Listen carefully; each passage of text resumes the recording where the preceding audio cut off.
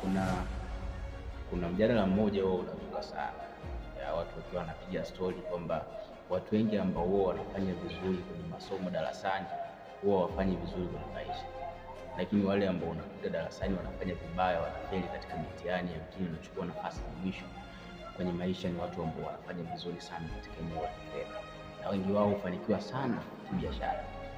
Sasa swali linakuja, ni kwa nini hawa watu ambao wanafanya vizuri kwenye masomo wanashindwa kufanya vizuri kwenye maisha? Hii tunakwenda kukiangalia siku ya leo. Ukweli ni kwamba uhalisia wa maisha ni tofauti na masomo.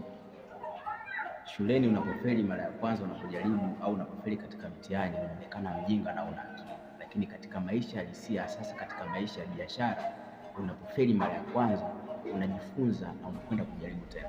Hawa watu ambao wamezoea kufeli sana shuleni, wao hawafii kufeli kwa sababu wameshafeli mara nyingi, wameshaambiwa maneno mabaya mara nyingi baada ya kuwa kufeli. Kwa wanapoingia katika ulimwengu wa biashara, wanapofeli katika biashara ya kwanza, hawakati tamaa kwa sababu mindset yao imeshajengeka, wameshazoea kudharauliwa, wameshazoea kukosolewa, wameshazoea kufeli, kwa hawaogopi kwenda kujaribu tena. Katika biashara, unapoanza kufanya biashara fulani, huwezi ukafanikiwa mara ya kwanza. Utajaribu mara ya kwanza, pengine utapata hasara, pengine utapata faida, pengine utajaribu mara ya pili au utapata faida, utafeli tena, utafeli tena, utafeli tena.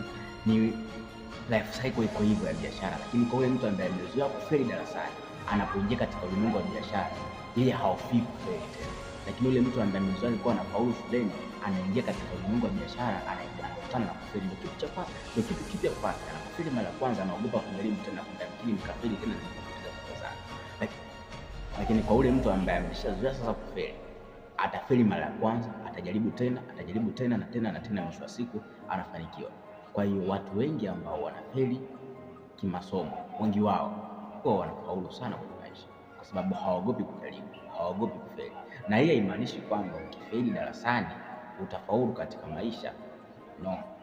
Kama ukiwa na spirit ya kutokukata tamaa, kwa sababu wapo watu wengi ambao walikuwa wanafeli darasani na wamefeli kwenye maisha pia, lakini wapo watu ambao walikuwa wanafaulu darasani na wamefaulu katika maisha pia, hata katika ulimwengu wa biashara. Kwa mujibu wa research inaonyesha kwamba walio wengi wanaofaulu katika biashara ni wale ambao wamefeli sana darasani, lakini pia wapo watu ambao wamefaulu darasani na wanafaulu katika biashara, lakini asilimia yao ni chache kulinganisha na wale watu ambao walikuwa wanafeli darasani, kwa sababu mindset yao ya kutokata tamaa wako nayo. Wewe imagine mtu anakuwa wa mwisho kuanzia form 1 mpaka form 4, amefeli mara ngapi?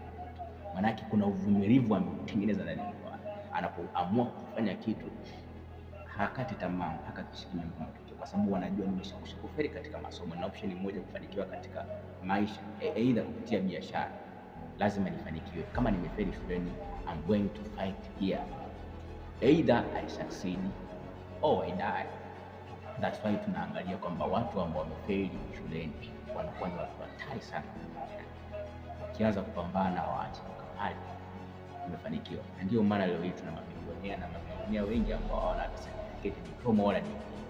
Simaanishi kwamba watu waliosoma kwamba hawajafanikiwa kifedha, lakini wengi wao jamaa they are very dangerous.